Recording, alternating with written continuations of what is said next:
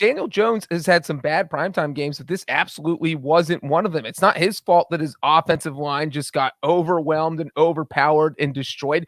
It's not his fault that Kenny Golladay can't catch and that Sterling Shepard's letting balls fall out of his hands. It's not his fault that the refs throw weird OPI flags on huge gains. I mean, except for, and the interception wasn't even his fault because his receiver slipped. So, like, I thought this was one of the better full games I've seen Daniel Jones play. And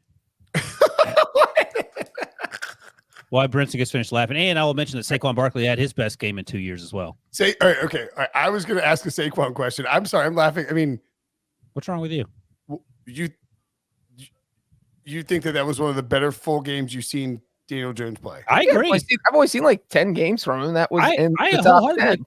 Listen, when he remember his is that an indictment of the Giants' offensive line or Daniel Jones? That was an indictment of Joe Judge prior to Brian Daboll taking over.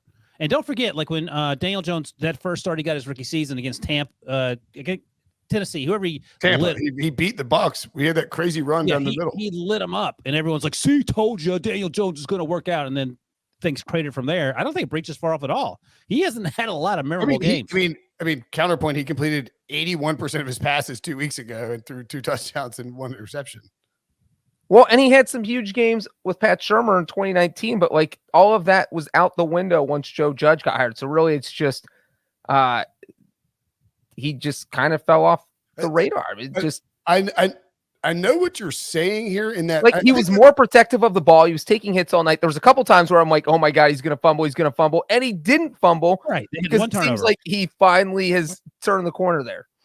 Okay. I don't one turnover on his last throw. Okay. I don't know that the, what you're saying necessarily aligns correctly. I do agree with you that he was not the problem tonight.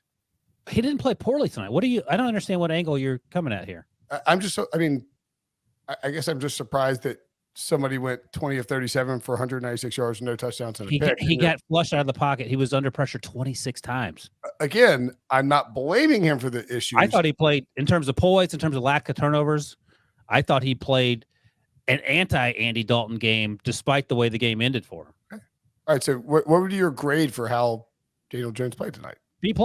Yeah, B+. Okay. All right. What are you going to give an F? I mean, having watched, it was just weird to hear Breech be like, "That's one of the best games I've ever seen." I was thinking the exact same thing while you were fixing your hair plugs. It's just considering the circumstances. Not like he's had better games. He's thrown 5 touchdowns in one game. I think. Breech, by the way, like he's had plenty of better games. This is just considering the circumstances. This is like a top 15 Daniel Jones game. No, yeah. But here's the thing, Breech. What are we talking about coming into the season about Daniel Jones specifically? Got to cut down the turnovers. Play or what?